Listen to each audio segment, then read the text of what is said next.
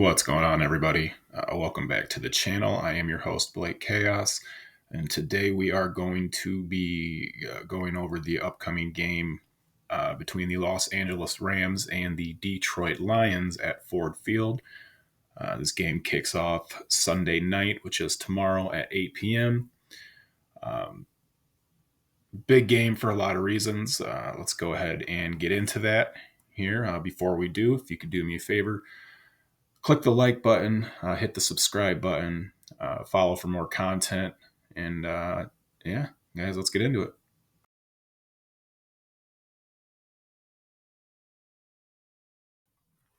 The first thing the Detroit Lions need to do to win this game is get off to a fast start.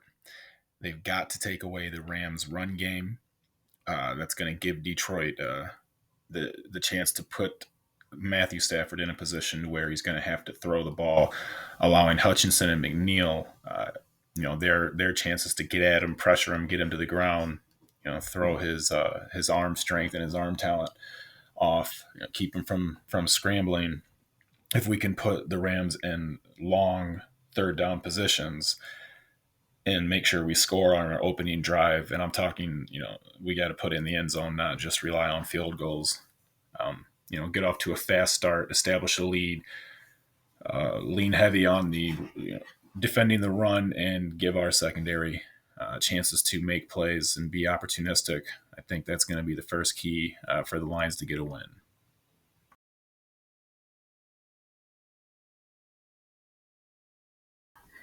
Shout out to Lions Nation Unite for making this great video on kind of what my second point's all about.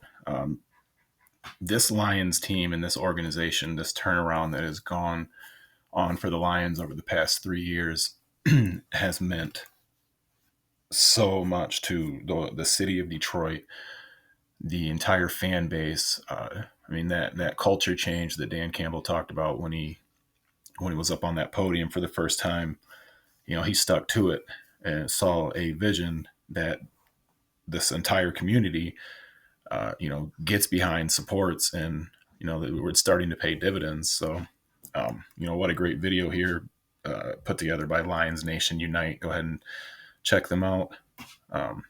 But if we can keep the crowd engaged, giving them opportunities to get loud, long third down plays, that I talked about in the first point about the fast start, where they have a chance to get loud. If we play sound football at the lines, don't commit stupid penalties, and in turn change that, make it so the Rams are making mistakes they can't hear getting in Stafford's head. If we can keep the crowd engaged all four quarters, and it's going to be huge, especially coming in after halftime, the start of the third quarter, where Detroit notoriously has had problems making adjustments all season. And I have faith in Dan Campbell, Ben Johnson, and Aaron Glenn to fix those mistakes. But giving the crowd more chances to get engaged, to get loud, to disrupt the Rams' high-powered offense and their rhythm, the better that's going to pan out for the Lions. So that's definitely a key to winning this game.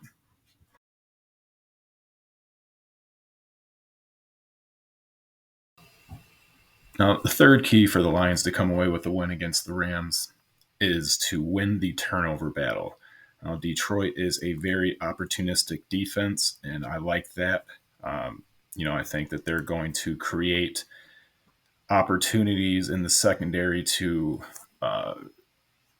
pick off some of Matthew Stafford's mistakes, which kind of goes into what I was saying earlier. If we keep the crowd engaged by constant pressure on Stafford, stopping that run game, putting him in long third down positions, we'll be able to,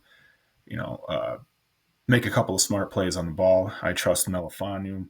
I trust Sutton. I trust the secondary to make big plays. I don't trust them to be consistent. They do make a lot of mistakes, but when we got a healthy McNeil and Aiden Hutchinson, getting pressure on Stafford, disrupting his timing, that's really going to allow our secondary to play how they want to play and be opportunistic. And that's how Aaron Glenn wants them to play. He wants them to take the chances I just really hope they've learned their lesson and can wrap up tackles better this year, or I'm sorry, this game than they have been this season. But if we can win the turnover battle, I look for Hutch to have a big game, a big day here. Same with McNeil. That duo is finally working together again, and you can see how they did last game. They just wreak havoc on Mullins, which they've been doing. When they play together, this frees up Hutchinson with McNeil back in the lineup. To not have to take on so many double and triple teams. So I'm excited to see how Aaron Glenn puts this game plan together. The scheme that they're looking at, and that's a huge thing. If we can get a couple of turnovers and protect the ball on our end, then we're looking at positive things there. The last point that I want to cover for the Lions to get a win is they need to run the ball and they need to control the clock, which I think is going to be in Detroit's favor in this game. I think the two-headed monster of David Montgomery and Jahmyr Gibbs is going to be a factor in this game. And Detroit's going to need them both to have big games, because when the running game is on for Detroit and they're moving the ball, that allows them to control the clock. That allows them to eat up time, basically, and that's going to guarantee a win every time. That's why rush attacks and defense win Super Bowls. It's look at every Super Bowl winning team. I mean, you've got to have a good, solid, sound defense if you're going to, to go deep into the playoffs and to the Super Bowl. By by running it often and early, what that does for Detroit is it will open up the play action passes for Goff. Draw the defense in, hit Amon-Ra St. Brown on those slants that he likes, hit Laporta if he plays, and then seam routes and across the middle and the check downs, everything that Goff is real good at coming off of play action. It all starts with running the ball. Now, I do expect to see Detroit, have some trickery, some Ben Johnson special plays. So be on the lookout for that. But running the ball, controlling the clock, being patient are all going to be huge for Detroit to come away with a win against the Rams.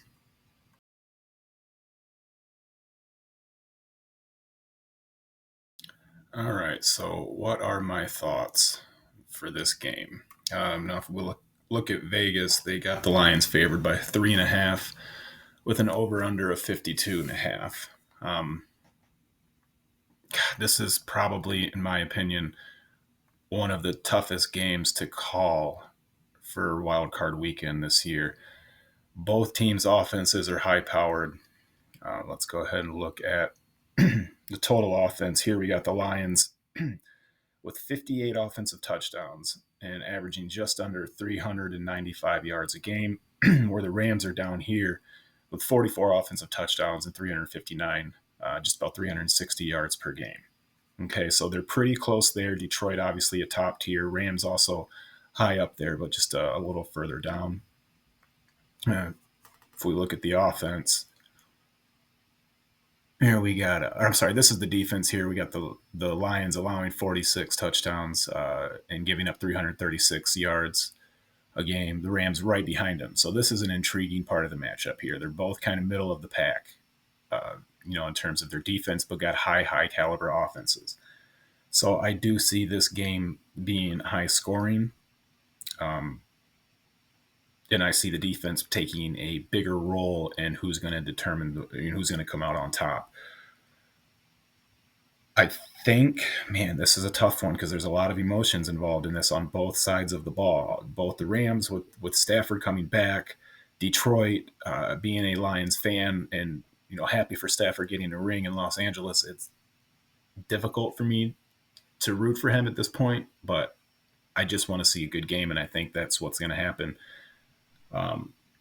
I do not think they cover the over. I think it's under 52.5, and I'm going to go ahead and give this win to Detroit. I don't think they cover. I think it's a 1 or 2 or 3 point game, but I think that this is Detroit's year.